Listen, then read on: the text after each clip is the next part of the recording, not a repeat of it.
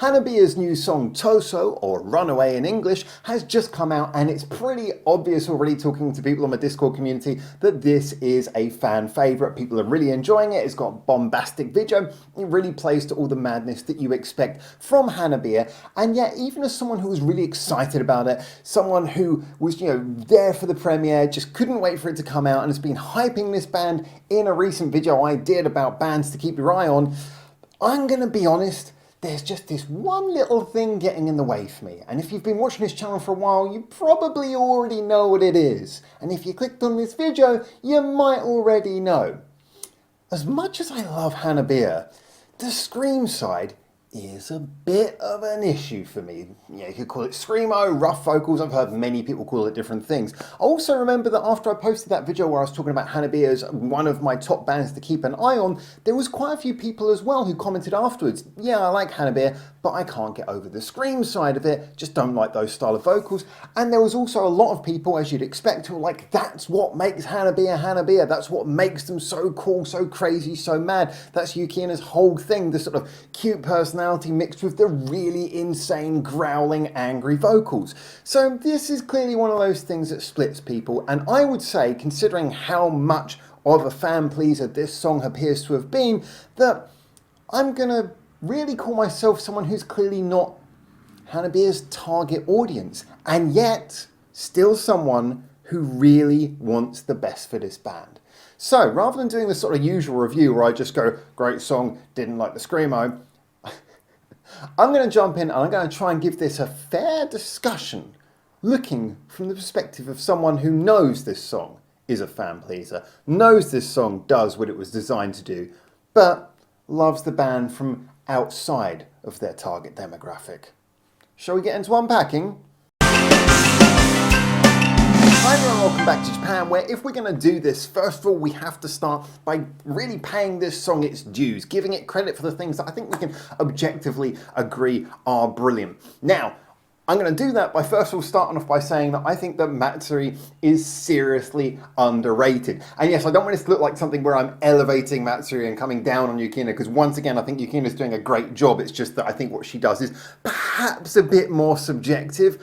When we're looking at Matsuri though, I think that Matsuri is sometimes a little bit overshadowed because she doesn't quite have as big a personality. She's not quite got that juxtaposition of the sort of looks cute, sounds crazy kind of thing. She's just a sort of straight person who, in her own right, would be a fantastic lead singer of a band. I also think she's a great guitarist. Again, not always sort of leaning back on twiddling guitar solos, but playing great guitar lines that really hold together the core of the songs. So I just think that here we're getting to hear Matsuri doing a great job and also singing with a lot of power. Her voice felt much more comfortable here. Now, when I was discussing this song on Discord right after the premiere, it was brought up, and I haven't gone back and checked this, but I can believe this, that this song is a little bit lower. So the key of this song is a couple of notes down from where a lot of their other songs are, and it feels like maybe Matsuri's not having to push her voice as much, that she's singing in more of a comfortable range.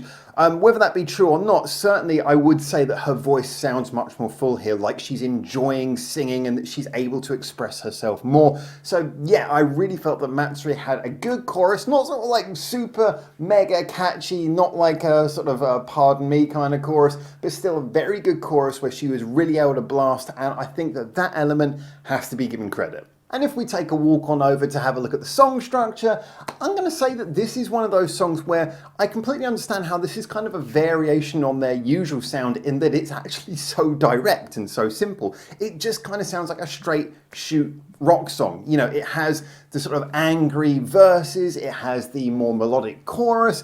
The bridge is fairly simple, not a huge amount going on there. It's pretty straight shooting rock stuff. And it reminds me a little bit actually of a Nemophila song, rather ironically considering how much time they've been spending around each other. A little bit of proxy learning between the two bands perhaps, but still, I must admit that this is one of those songs where I felt it was much more a straight rock song, and that's kind of okay from HANABIE, because HANABIE have done so much crazy stuff before that in a way it's kind of variation to do something so simple and direct, and a single is a good place to do that. However, I must admit, for me, again, looking at someone who's probably not the target audience, I found that one of the most interesting things about HANABIE has always been their ability to put so many crazy things into songs. I mean, We Love Sweets was a song that might be seen by some as being a bit messy, and yet I just found it amazing how cohesively they put together so many ideas, how it went a little bit into this sort of hip-hoppy, dancey, chanty vibe in places, whilst also keeping a metal and punk vibe and certain poppy aspects as well. And then when we got Pardon Me, and that song was just like getting, again, all of these ideas and then putting together in this sort of cohesive, catchy single.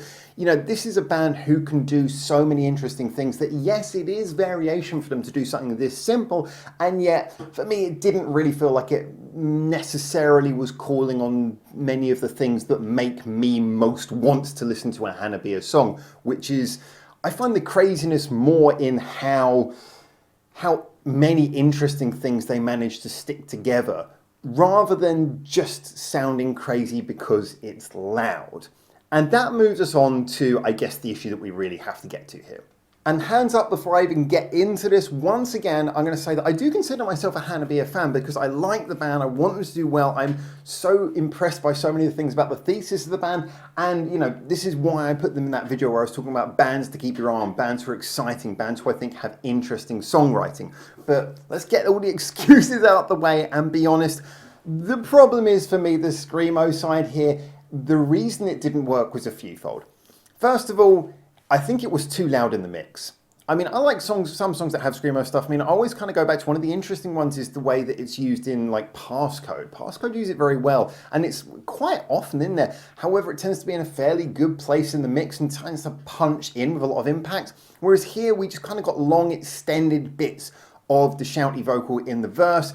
And you know, if you like that, it's going to be a lot of something you like. But if you don't, it doesn't integrate itself with the rest of the song very well. It just kind of feels like it's there for large portions, not really playing with the other things that are in the mix, just more appearing over the top. It's just, here's a bit of a song where there will be loud shouting mixed up over the top of it, rather than integrating in. Even with songs like with Pardon Me, that it was very much in there, sort of bouncing off of the other aspects of the song, you know, sort of almost playing a bit of call and answer with other parts of the song. But here, it's just kind of in a large block where you either love it or you hate it.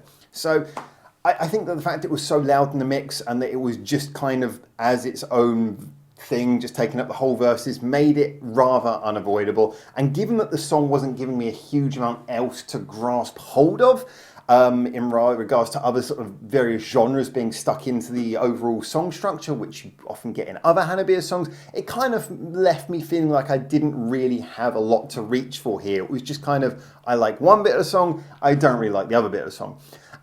My feeling is that this is kind of what makes it curious, is that I think that a lot of the Western people who are getting into Japanese music, it tends to more be rock fans. Now, in Japan, you know, pop fans, there's a lot of really crazy, interesting pop music. Rock fans, there's a lot of crazy, interesting rock music. In the West, the vibe I get is most of the interesting music is rock, not so much pop.